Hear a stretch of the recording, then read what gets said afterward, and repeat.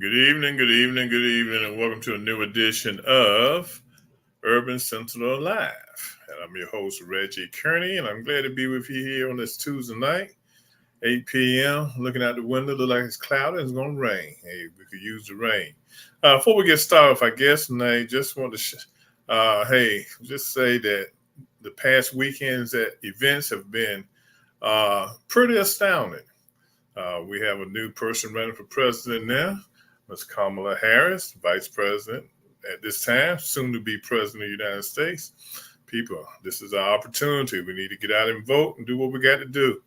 Get with your family members and let them know that they need to go register to vote and then they need to go to vote. This is our time. Let's go for it. Let's have that spirit that we had when Obama ran. Okay? We can do this. Okay? Think about if we don't do it, what we're going to have in the White House, okay? I'm not going to say anymore, but it's been a great week for politics. So let's go ahead and get started. I got my good friend tonight, Mr. A.W. Jackson, who's a poet from Chapel Hill, North Carolina. And this guy can really do it. You know, he guy got a lot of books. He's got a lot of poems written. He's really a great poet. He might even one day be considered the Langston Hughes of our day. Okay. So without further ado, A.W., how you doing tonight? Doing great. Thank you all for having me. Good. Glad to have you.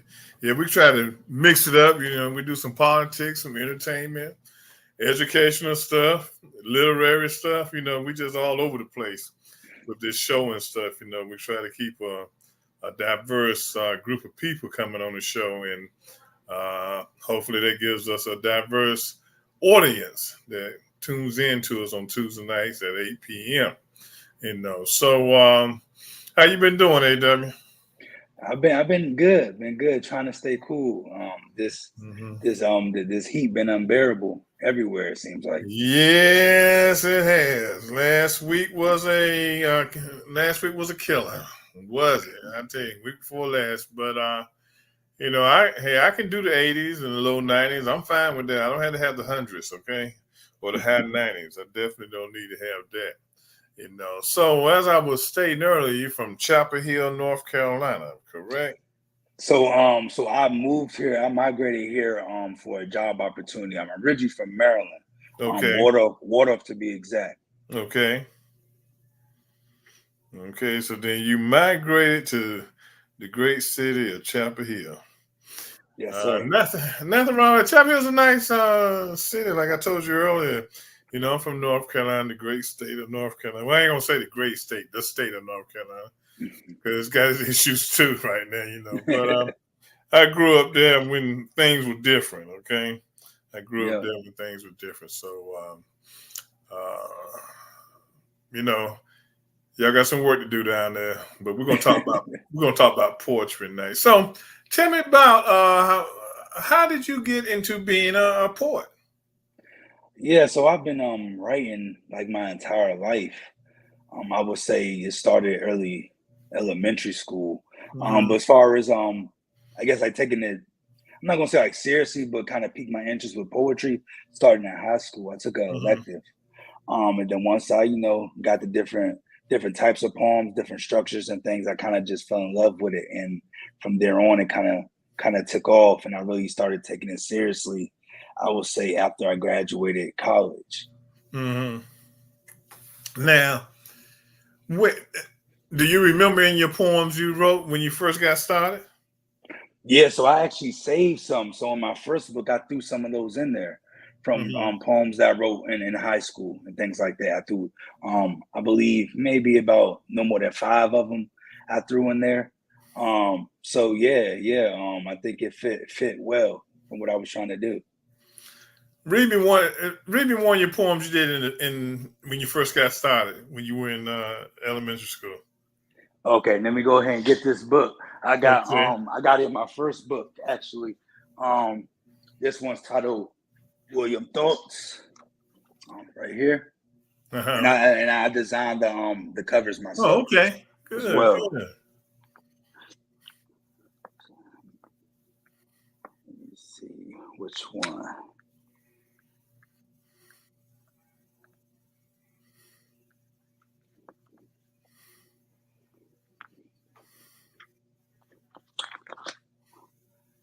So this one I wrote when I was younger. It's called In My Feelings.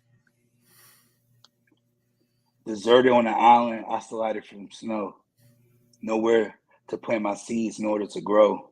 No nutrition, no sunlight, no water to feel my pain. Mentally in my head, I'm going insane. No one will get it nor understand my struggles. These same struggles causes me to put up this bubble, trying to protect myself from this predictable emotions. No, wait, let me stay focused. Hmm. That was good. How old were you when you wrote that now? So high school, so I would say 17, 18. Oh, okay, okay, good. So, what kind of advice during that time did your English teachers give you? So funny story is I feel like the world, everything comes full circle, right? Um I was in high school, I think I was in ninth grade, I believe. Um and one of my teachers said, I think he should, be in honors English. And told my mom, and then she thought it'd be great for me. So I did a year in honors English, and then one of my teachers, I was struggling a little bit. It was just the adjustment, I would say. And then she kind of, I wouldn't say she was trying to get me out of the class, but that's kind of Hmm. what it was. But then if your parents, could side with the school and say, no, my child needs to be here, and tell them why, then they'll keep you. So long story short, I never really struggled in English after that. It's always been like a strong suit of mine. Um, Honestly, I almost see how I didn't even go to a performing arts school. I would say to write. I just chose a different route, not really thinking, and everything just came back full circle. I would say, to my life now. Okay. Now, what motivated you? What motivated you and turned you on to wanting to write poetry when you were in high school? What spot? What? How did you get that flame? Yeah, just the creativity, what you can do with it. There's so many avenues, so many lanes that you can do. You can talk about anything, and for a lot, I guess a lot of time in my life, I felt like I didn't really have a voice, and people kind of shoot me away. Really, they didn't really Hmm. care. So I think this is my voice and the way I know how to get people's attention. Okay, good. Okay, so you got started with it in high school and continued on with it. So when you attended college, correct? Correct. Okay, so when you got in college, what kept you going with the poetry in college, and what did you major in college? Yeah, yeah. So I actually my first school I went to was St. Andrews, which is in Laurinburg. Hmm. And I was there for 2 years and then transferred to Belmont Abbey outside of Charlotte. Okay. And then my degree is in sports management. Okay. So doing I've always was athletic and played sports, but Hmm. wasn't trying to play in the college level and things like that. So I'll be equipment manager for our college sports team. So I was equipment manager for the wrestling team at one of my schools, basketball team, tennis team as well. So I was involved doing that. I kind of wanted to pursue, equipment manager and things like that. And just throughout my college years, I would just be writing, just in my phone, Hmm. just writing. Then a period of time, once I finished school and I knew I wanted to, publish a book, um, I was starting to ask around, how can I do it? Okay. So what kept you? So would you say that during your college years, poetry was more of therapy for you than actually, was it through a therapy for you? because you were spending more time in sports than you were spending with poetry, I assume. So would you say it was therapy for you when you wrote poems?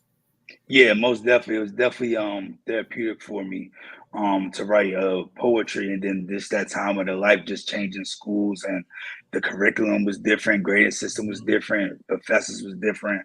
It was kind of like me starting over, really. So at that point in my life was kind of hard. Just getting adjusted to everything, the culture changing things. So I just wrote what I was going through, pretty much. Mm-hmm. Now, why didn't you major in English? I don't know. I honestly couldn't tell you. Mm-hmm. I go back and forth, and tell my fiance, my mom. I don't think my mom even knew I wrote like that, Mm-hmm. honestly. Because when I had my first book, and she saw it and she read it for the first time, not even right away, I don't think. But then she told me, she was like, "Well, I didn't even know you can write that well.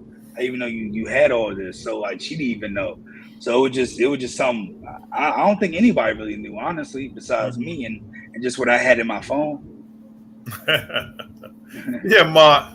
I had a quick question because I heard that he was from Chapel Hill, and as you know, sometimes when we're doing these shows, today I'm at the home studio, but sometimes I'm doing it from the Hayti Heritage Center, which has got a rich poetry community and has definitely got some great poets that are even mentors to others, like Dasan Ahanu, and of course the Church, the Poet, and LB. So I was wondering if he had connected with that poetry community here in the Carolinas, because I do know that just this past Saturday they had the poetry slam. It was actually the paper thin, the one where you can literally read from the paper, because a lot of times you can't do that in a slam competition. So I was just wondering if AW had plugged into that community as yet, because it is a very rich community that's been doing that slam for about 20 years here in this area. So if you plugged into that community yet at all, I know that even Kane and G used to have some ties to the Sacrificial Poets, which used to be based in Chapel Hill as well. And I think there was a gentleman whose name is slipping me, but I know it begins with a C and everything all along those lines. But I just wondered if you plugged into that community as of yet. Yeah, funny story that you mentioned it, right? I have, and I met Dasan. Spoke to him personally. So crazy story is, and honestly, we was living in Durham first, so I never even knew about the center and how much it was a staple to Durham. Because I mean, Durham is I would say Durham is for our people, and it started from like the ground, really, especially the history behind it, just being the mecca of family and everything. So I actually got the opportunity to go there. So I signed up for that poetry slam, and I ended up coming on the wrong night. And so me and my fiance came to the wrong night, and the song was there. But I didn't know him at the time, and he was selling his books, and the event cost money. And I was like, "Oh, is the poetry slam tonight?" And he was like, "Oh no, that's next week." I was like, "Oh man, I came prepared and everything." And then he was like, "No, we have another event right now. Is just poets, and we're doing it's a tour going on." He was like, "Oh, go ahead, go in." And I was like an hour and some change late from when it started. And I was like, "Oh, okay."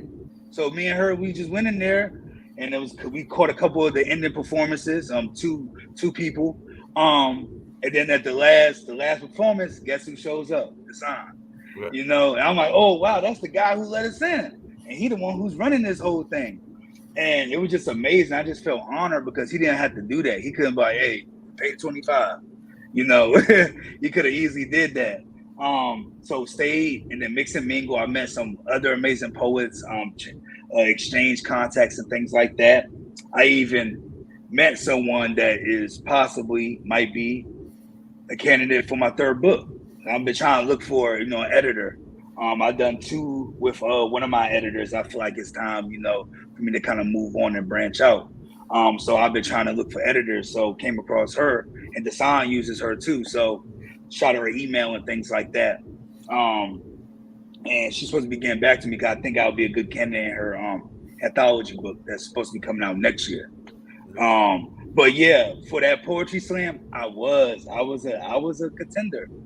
I did the poetry slam. I didn't win, but that was my first ever poetry slam ever. So it was nerve wracking, and God is always testing us I pick number one to go because it's random. The order that you pick to go, I will be number one to start us off, right?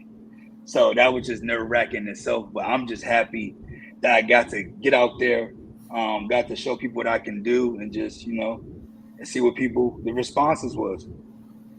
Yep, Okay. definitely. A lot of times those responses are very interesting, and particularly a slam poetry and everything. I don't know if Reggie could handle that because you get judged by the contestants, and sometimes, as Dasan likes to say, there are those East German judges and the South Korean judges that can be a little bit harsh and all along those lines because sometimes they are randomly picked individuals from the audience, and some of them are a little bit harder than others. So it definitely can be difficult. So the fact that you came out there and got through your fears is a good thing, and all along those lines. Before I pop off and everything and let Reggie continue the interview, what advice would you give to folks that are thinking about getting into poetry or are worried about that whole notion of the imposter syndrome? Because we do know that a lot of us creatives can face that imposter syndrome, and it can be very problematic where we can be our own worst critics and everything. So I was just wondering, how do you deal with that, and how did you deal with that as a performer?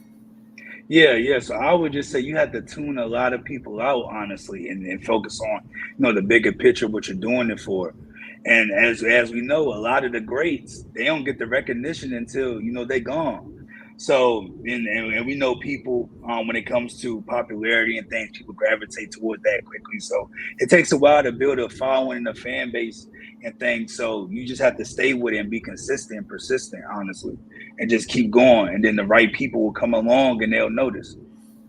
Yeah, I'm gonna turn it back over to you. I'm thinking of that editor that you might have run into because I know she's been helping Dasan in their poetry. It might have been Jess Everhart, if I'm thinking correctly, because I know that Jess has been doing a lot of work in helping him with his book and a number of other things as well. But I'm gonna turn it back over to you and Reggie. I do got a question for Reggie about politics in North Carolina, but I'll get back to that toward the end. Okay. So, how long did it take you to write your first book? So honestly, it was probably over a course of 10 years, really. Oh man. Like because I was just writing, so I really wasn't thinking about like putting in a book per se until after. So it took me like I would say over a decade. Then my second book took less than a year easily. And that one has way more poems than my first book. So how many poems do you have? How many pages do you have in your first book, your poems?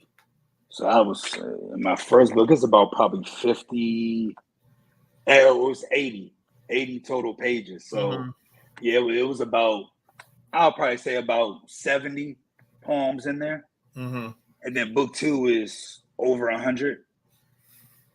And you just took your time with the first book. Yeah, because I know what I like. I know the concepts I was trying to go with, and one thing I wanted to do and try to kind of be different is I don't like it when people are kind of generic when it comes to like poetry and things. So I kind of step outside the box a little bit. That's even down to my name or what I go by, how I spell my books and things like that. Down to my titles, it's strategic and it's really implemented, and it made you want to think. Okay, good. Read me another poem from your first book, man. Yes, sir.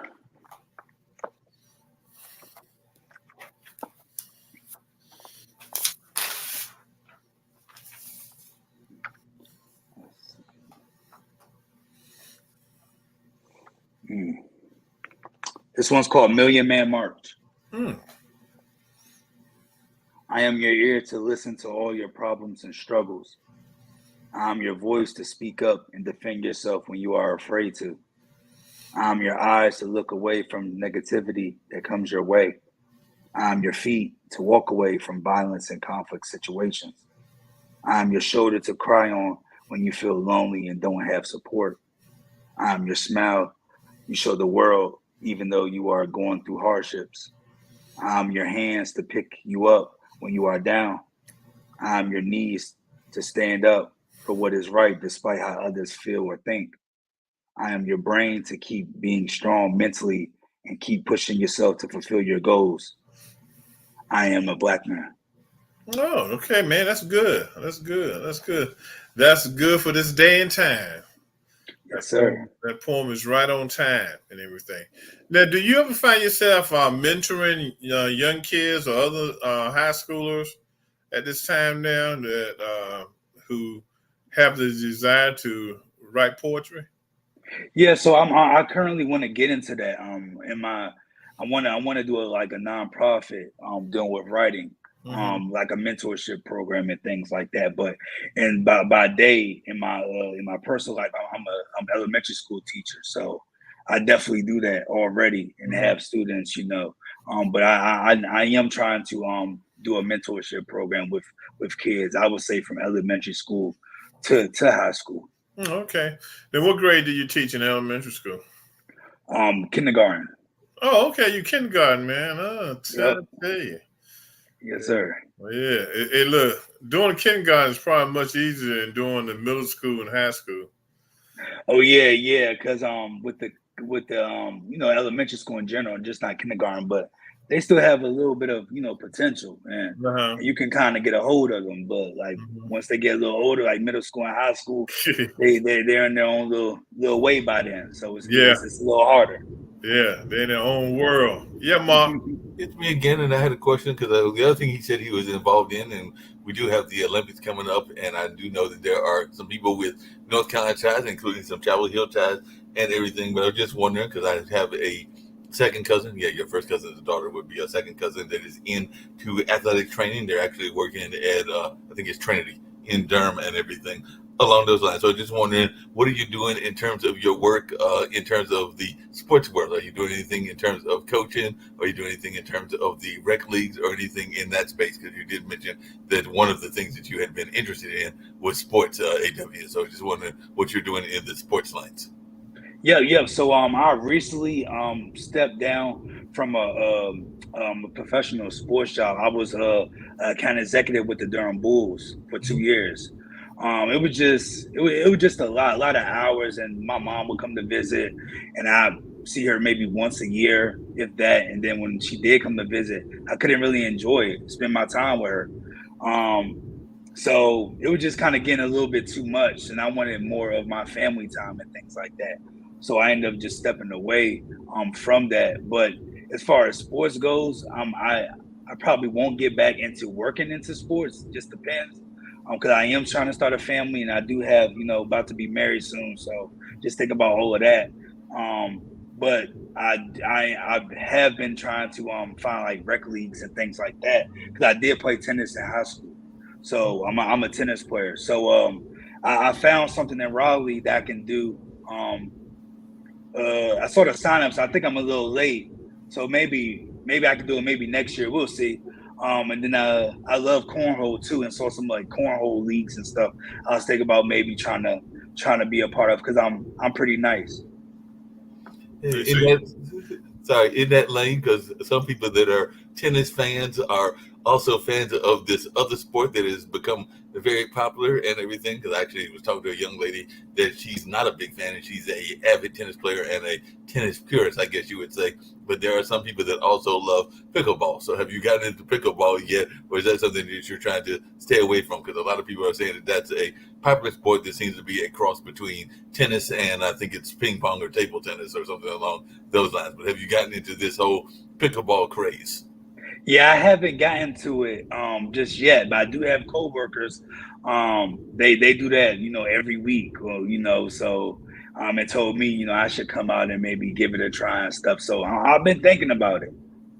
I hear you. Just really quickly, and we'll turn it back over to you and Reggie and everything. But you said you were with the Bulls, and there is a gentleman that is very well known as well, and I invite know him because he appears on the network sometimes on our news show. And he used to have a show called Gamers Den because he's very much in the gaming space, meaning the whole esports space. But I was wondering, during those 2 years that you were working, if you ever had the chance to meet Jacoby McDuffie, who is the voice of the on the field antics and all along those lines. So I know he oftentimes is involved with the Bulls organization. I didn't know if you had a chance to meet with him during the 2 years that you were working there.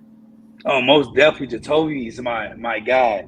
He was a pleasure to work with, especially helping me with my clients that need to get up on the field and involved with the different games on the field and stuff. He did a great job with that. Help me with my clients and things like that. And I helped them I think he had cause I know he went to NCCU, so I think they did like a back to school night or just honoring NCCU. So I orchestrated the tickets for him and things like that. So it was a pleasure working with him. He's very great at what he does and always get the crowd going. Yeah, no doubt. Oh man, we can get along fine now because that's where I went to school. That was NCCU. Yeah, 1979 graduate of NCCU and everything. Yeah, the campus is nice. I drive past it. Man, it's changed, man. When you look at it when I was there and you look at it now, I mean, I'm in awe of what I see when I go down there. It's just different, man. It's just, but a lot of those buildings were old when I was there. So they had eventually you have to replace and then do improvements to get into the 21st century.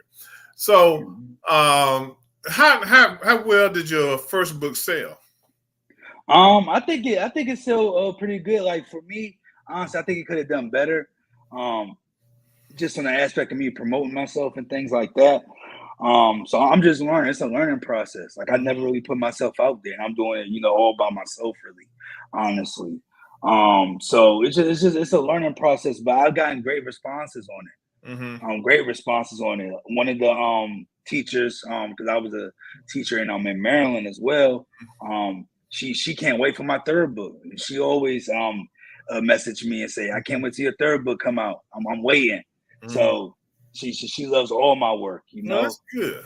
That is great. That is great. So is the first book on Amazon? Yep. The first and second book is on Amazon. If you look up A.W. Jackson, then it'll pop right up. This is my first one. That's what that one looks like. Right. And then my second one looks like this. Oh, okay. And it's a little bit thicker, as you see. You got a lot of poems. You got a lot of poems in there, boy. Yeah. And in my second book, I think it's better than my first. I mean, my fiance said number one is the best, but I think my second one, I really went into detail because my first book was more of an intro to me, really, and like who William kind of is, and kind of slowly, trying to build. And then my second book, I'm going more into detail, bigger topics, and touching on stuff I vaguely talked about in my first book, but I did that on purpose so I can elaborate on the second book. Right. Now, what was your inspiration for your second book? Inspiration, I would say just the trials and tribulations of life and just growing and just learning and just getting better. Just using it as motivation and fuel to keep going in life because we all, go through things. So these books, I would say, help people to get through life, whatever stage that they are in life, to help it use and to motivate them. Now, okay, so I think a lot of us have been taught in school that poetry is roses are red, violets are blue, and la la la la la la la la la. Okay, now when you hear poetry today, and for years, okay, you don't hear that rhythm, okay? You might hear that syncopation, but you don't hear that rhythm. So how the style of poetry today is much different than probably what you would teach a kindergartner or something like that, okay? Or even teach in middle school and probably high school. So how do you take it and you put it into the context of it sounding like a poem? Yeah. So the flow, that's what I'm talking about. How do you get that flow, that poetic flow? Yeah, I mean, I think it all just depends on like my topic of really what I'm talking about. I think it just happens like naturally because I write a lot of free verse poems. So I really don't have no length. Some of them are short. I got a couple of line poems. It's like heavy punchliners that'll hit you. I got long poems, like 2-3 pages length. So it kind of just all depends. And I think just the emotion of how you're saying and what you're saying kind of sets the tone for it to be a poem. Now, how would you get how were you able to get a 2 to 3 page poem? Yeah, I was just going, just Mm-hmm. writing, and whatever was in my head, just kept going and just kept going. And then look, I got 2 pages. Mm-hmm. So it just certain ones it's like that. But for the most part, I would say most of my poetry is like 1 page at least, or a little shorter than that. Okay. Now I know because you're in the business of developing poetry books and making money and things of that nature. Now, do you copyright each poem, or you just copyright the book itself that the poem is in? I copyright the book itself. Um, I thought about copywriting just selected poems, especially when I know ones I feel like they're gonna blow up eventually later in life. Cause I got some poems I feel like they can easily win different contests and things like Mm-hmm. that. I actually recently won a contest with Kwame Alexander. I just won that recently. Um, and it was a community poem, and it took me like four hours to write that poem. Mm-hmm. Um, so like stuff like that, I'm thinking about it. Mm-hmm. Okay. Okay. Now, read me a couple poems from your new book.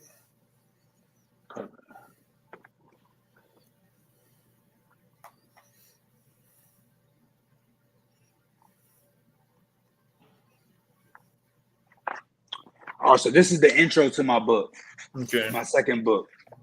It's called William's Muse. You are now entering the Museum of Memories. Remember, no pictures. At each exhibit, you will see important artifacts that's worth more than any amount of currency. As you look on the right, you can see William's heart. See how plumped and bright red it is. If you look closely, it's still pumping full of life, but just a shallow heartbeat.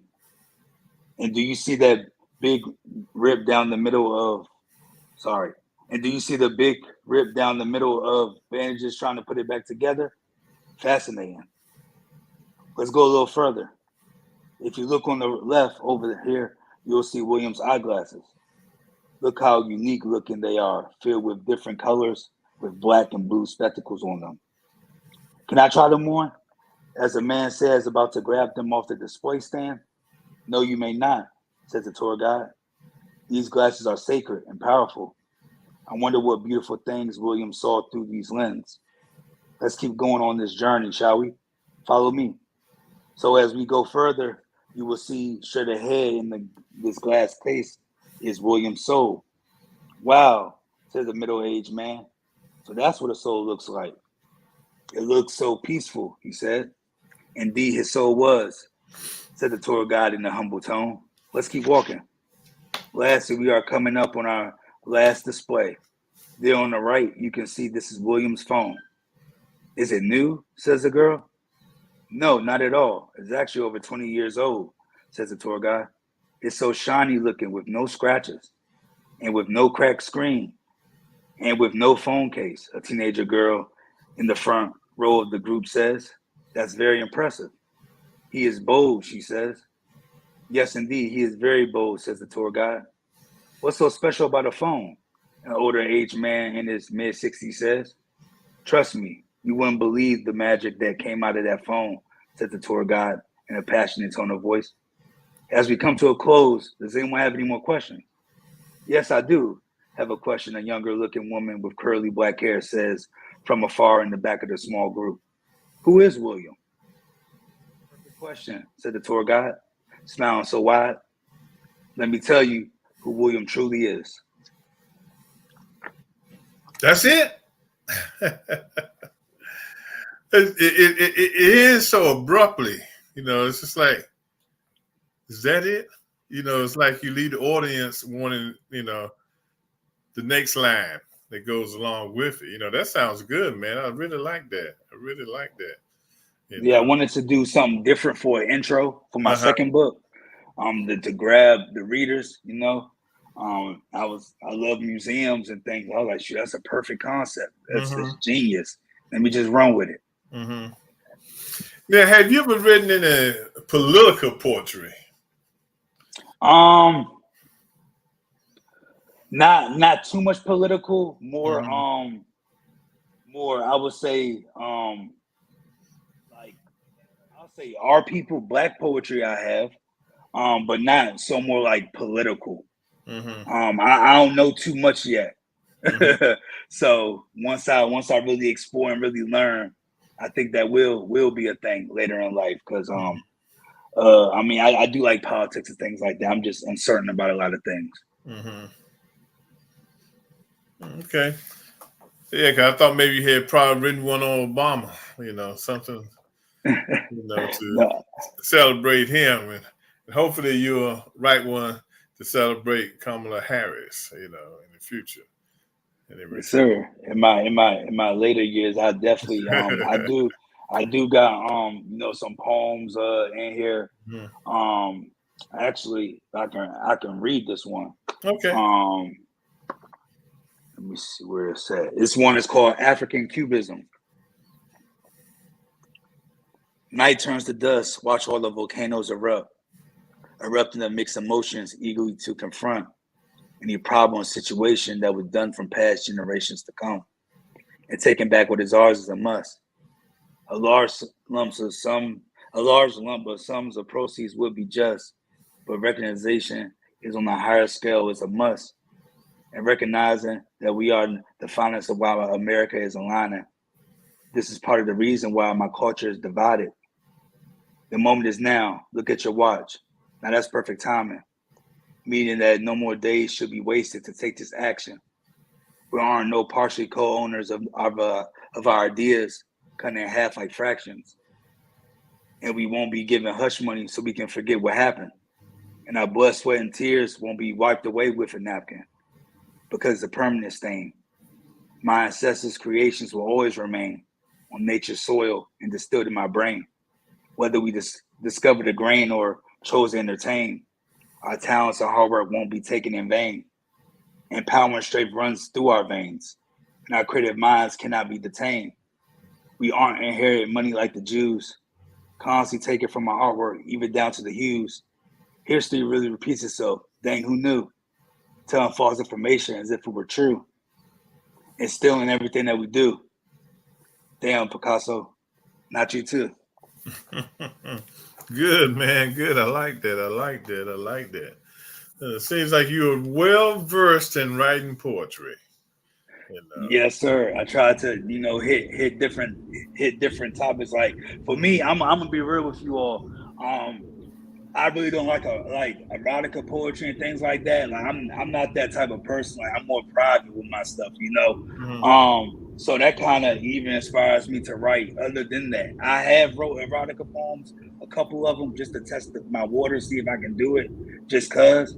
But I like to talk about bigger topics. AW, in that same line and everything, you mentioned that you are engaged and you're starting to hoping to start a family. I was wondering if you have any relationship points because whenever I go to the poetry slam, I know a number of people will do poems about the ups and downs of relationships because we do know that relationships can have ups and downs and everything. So I was wondering if you had some relationship poems that the ladies did watch and tune into Reggie's show might be interested in as well. Yeah, yeah, most definitely. I got a relationship poem right here for you. Um, Let me see. Let me find it. Let me find it.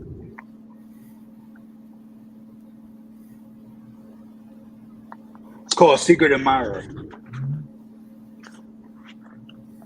I want to fall in love with a poet that's as creative as me, that sees beauty in my words, sentences, metaphors, and similes. Even though we're in America, she makes me feel like I'm overseas, where we can talk about the birds and the bees and intimacy, of soft touches of me touching your hair, or you looking deeply in my eyes trying to repair for all the damage that I face, of negative energies embrace to my puncher soul. But she will bring me back to life with her neo soul. I memorized by her style, smile, and smell. She would give me the motivation and energy to have the stamina to run for miles and miles and miles. And if you checked her USB flash drive, she would have me saved in her files of a photo that's named Woken Child. Because the conversations we have are so intellectual, it causes her to be wet. I get her engines running in double time Corvette. I put that high pressure on her, dripping down her body. She sweats because I challenge her mindset. Yeah, that's good. That's good. That's good. You have all the women storming the stage, man, or the table. You read that. And funny story about that poem, right? I wrote that years ago. I wrote it a while ago, and I spoke it into to existence. And shortly after, I met my fiance, and she's a poet as well. She writes, does all that. Did she hear that poem? Hear you reading that poem, or you just you met her and you both identified that y'all were poets? We both identified that we was poets.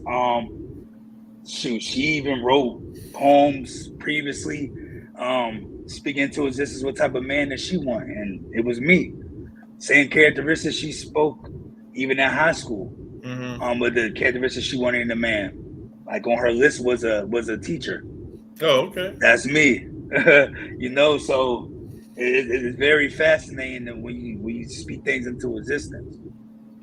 Hey, AW, that same line and everything, sometimes people will say, and I'd love to hear Reggie's thoughts about this as well, because I can't remember if his wife is in the same line or not, but I have heard some people say that it is easy to get together with somebody that is a fellow creative, and then I've heard other people say that they would rather get together if they're a creative with a doctor or a lawyer or somebody that is in a totally different field. So it sounds like you and your fiance are fellow creatives, but how difficult is it to be with somebody that's a creative? And like I said, I don't know if Reggie's wife is a fellow media person or not. I can't remember that or not. But how difficult is it to be with somebody that is of similar skills and similar interests?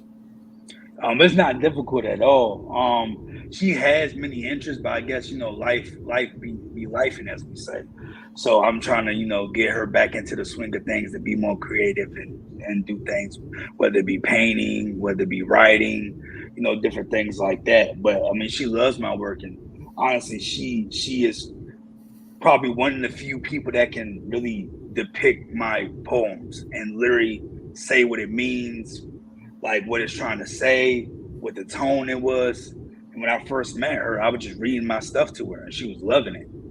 A lot of times when I did, read my stuff to, women I was dating, you can tell it wasn't real. Like, faking it till you making it, right? Like, you can tell it really wasn't interest or, things like that. So I kind of felt that. But with her, it was the opposite. I knew she was interested, just by the things that she said and asking certain questions about my poems and things like that. Because that's why I write. I want people to ask me questions. Hey, Reggie, are you in the same thing as your wife or not? I can't remember if she's a fellow. No, she's into the money. She's in finance, but she supports my media empire, my little mini media empire. She supports that, So I do have that support. So, AW, have you ever been over to Bus Boys over in Hyattsville when they have their poetry night? Have you ever done Yes. Yeah, so I've been to Bus Boys and Poets, but I haven't did anything performing or nothing. I just went there to eat. But by the time that stage of my life kind of came, I already moved and changed locations, because I moved to Georgia first, and then I moved to North Carolina. So yeah, I actually talked to them because I really want to get my books in there. So we're gonna see. Yeah, it's a good spot. So how do you go about now getting your books into different stores and stuff? So what I do, I just go around and ask. It's one local bookstore. I'm not too far, like up the street from me. I just went in there and asked, what I have to do to get my stuff in here and things. I told them I'm a poet. Just introduced myself. And I said I have to go online on their website and things. I guess they gotta go through like approval and things. Then I guess they'll go from there. Now I know when we were talking earlier this week, you said you going down to Columbia, South Carolina this weekend. Yep. I got an event in Columbia, South Carolina on Saturday, and then I got an event here in Raleigh on Sunday. Oh, okay. And so then what type of events are those that you'll be participating in this weekend? So for this weekend, this one is like a food truck little venue little thing. They got food trucks there, all types of different choices and flavors, as well as authors such as myself be out there with their books and things. So I look at it as a great opportunity. I'm excited because this is going to be my first, book signing. That's kind of on a much larger scale because the ones that I recently did sell my book. My first one was they was hosting this book in Wilkesboro. I don't know if you're familiar with that, in the mountains in North Yeah. Carolina, but they it was at a winery, nice winery. I honestly maybe wanted to revisit and have something like that for, like, when we get married and things, because the venue it's just so nice. But that was their first event having that, so they was kind of testing the waters. So it really wasn't much, foot traffic through there. It was about, I would say, about 9 of us authors there selling, and it was good. I made connections and things like that. A couple of the authors actually bought my book, actually, because they found it enjoyable. So, and then my second one I did book signing, I was at a vegan restaurant, and it was just me in there. So I would just, whoever came in the restaurant, I, talk to them and things. So it wasn't that, too much of foot traffic. It was more foot traffic than my first event at the winery, but I believe this event is going to be a whole lot better and a whole lot more people. So it's a perfect time I get to talk to people, and then tell them what I do. So you haven't been down to the book and author event down in Daytona Beach yet, have you? No, I have not. My mentor told me about it. Yonder, he told me about it. Yeah, and I seen that he went, I believe. Yeah. I eventually, I'm gonna do stuff like that. I saw one that I wanted to do in Oklahoma City, but I'm probably not gonna be able to do it. But it's definitely gonna be on my radar for next year because they have like panels where you can pitch your book to different editors and things like that. So it's a great opportunity because I know my book's gonna be picked up by anybody. My third book got picked up actually by editor. A company called Pegasus picked it up. Oh, okay. But I didn't go with them. I wanted something a little bit better. So. Yeah, because I'm thinking about having one in the fall. Actually, I'm trying to put it together now, trying to have a event. Hopefully, in the fall, so I'm working on it now, for this area, for the DC area. Oh yeah, if you do get it up and running, let me know. I'll come back. Yeah. So I'm definitely thinking about just trying to find a location, not have a whole lot of expenses, basically be opportunity for authors to come in and rent a table, probably some panel discussions and things of that nature, So are you going down at all? Because I know there are a number of poets that will be there, and it's just down the road from us here in Durham and Chapel Hill. But are you going down to Winston-Salem? This is the year of the International Black Theater Festival because they changed the name. It used to be the National Black Theater Festival, but it'll be starting on this coming Monday. And I know they have the Midnight Poetry Slam, and there's a number of other opportunities for poets and would-be actors to perform. So I was just wondering, are you going down there at all a week from yesterday? So it'll be on this coming Monday and everything, that it'll start and run, I think, for the entire week going into the early part of August and everything. So I was wondering if you'd heard about that and if you're going down there. I have not heard about that. I have to, go ahead and do my research and start digging and looking. Because I love Winston-Salem. Me and my fiance went there recently, actually. And that, like, just me mingling and meeting people. And I came across a gentleman where they have it's like a newspaper company. I think it's called like 53 Pages or something like that, or something like that. So I was just going there, just curious. And they publish authors' books for free, no expenses, no nothing. I was like, how do I do that? How do I get my book when I'm not spending my money? And then he was like, you gotta get yourself out there and have build a fan base. Submit your work into newspapers, things like that. So that's what I've been doing. I've been submitting my things into newspapers and get myself out there. So you basically need the accolades and proof that that you're gonna sell some books, that you got following, and then they'll do it for free. And then he showed me a couple of the people that he worked with, poem books that they just published, and he gave me a couple of them. So that was really nice of him.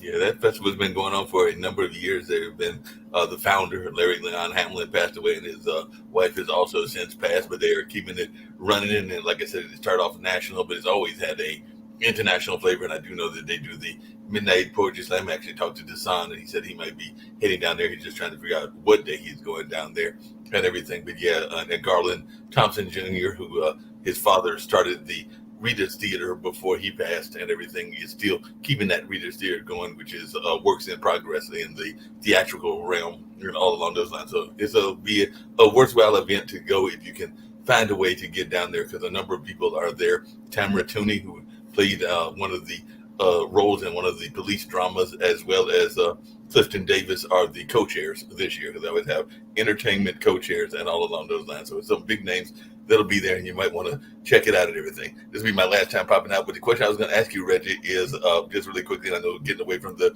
poetry, but just really quickly, they're talking about Kamala's vice president, and a name that's being thrown out there is our own governor here in North Carolina, Roy Cooper, along with Josh Shapiro up there in Pennsylvania, Gretchen Whitmer in Michigan, and a number of others. So I just wondering your take on that, and who do you think it will be? And does Roy Cooper stand a chance of being the vice president? And maybe of AW wants to jump in that as well. I know he says he's not that political, but I just wondered your thoughts about this notion of Roy Cooper being the vice president. Very slight chance of Roy being the number 2 pick. It's probably going to be Shapiro out of Pennsylvania, because that's a state she really needs. And Shapiro is probably more like the black version of Wes Moore, the governor of Maryland. Okay, so very articulate, things of that nature. Not saying Roy's not. Roy's a good guy too, but I think she really needs a slow down Pennsylvania. And I think North Carolina would probably flip. I think if people get out and really vote, because I think the Obama effect is going to take place, and I think North Carolina come. But Shapiro, she probably really needs to use him to get Wisconsin, Michigan, and Pennsylvania. I don't know how Southerner would do in Wisconsin and Michigan.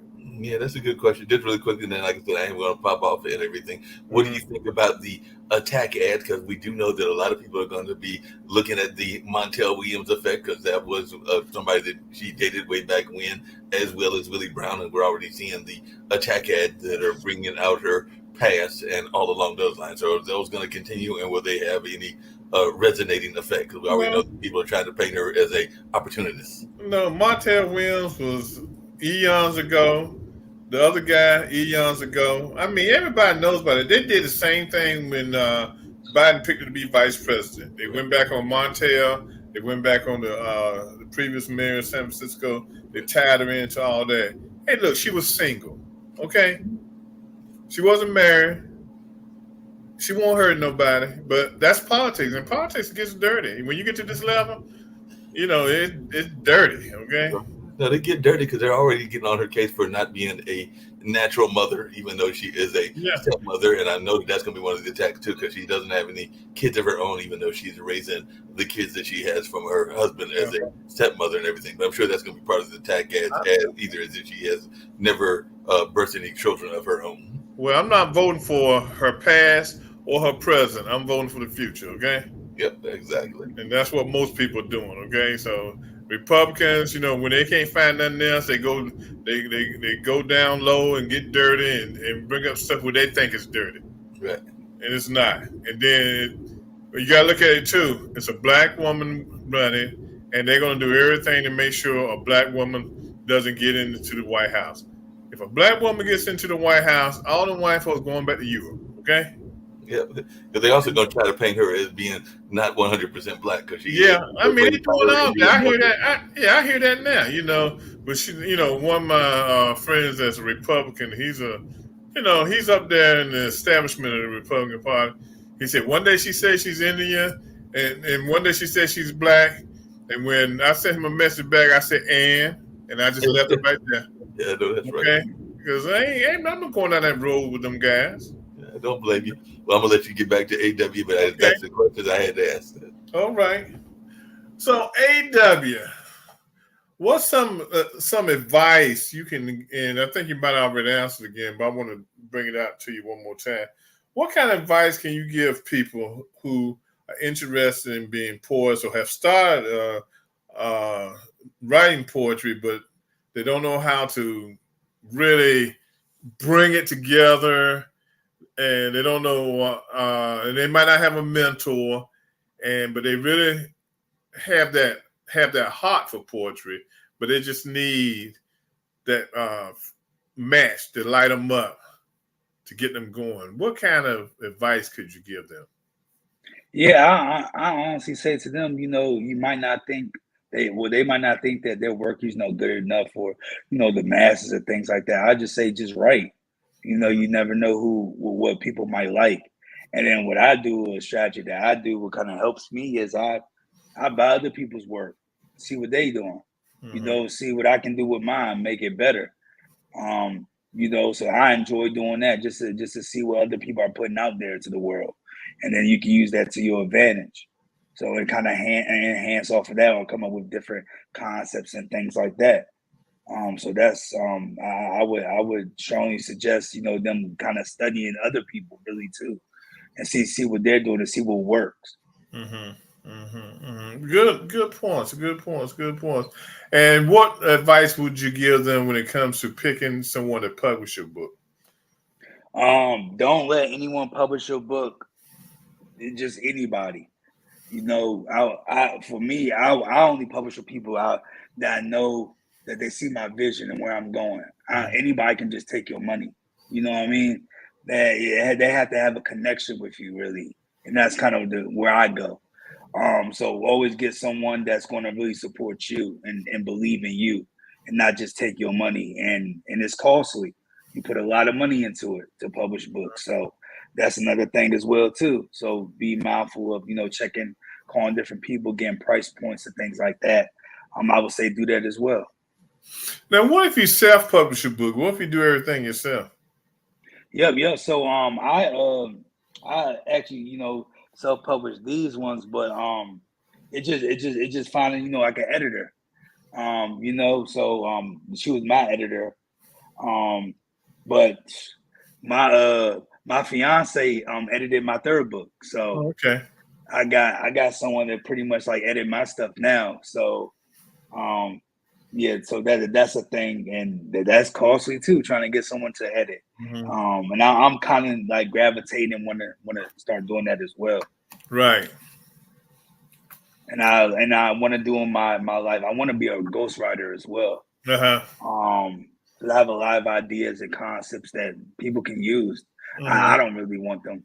I've written like a couple of topics or stories that people can just enhance and go off of just for fun. I actually wrote starting to dabble into mediums a little bit, and I always wanted to do like an uplifting, motivational,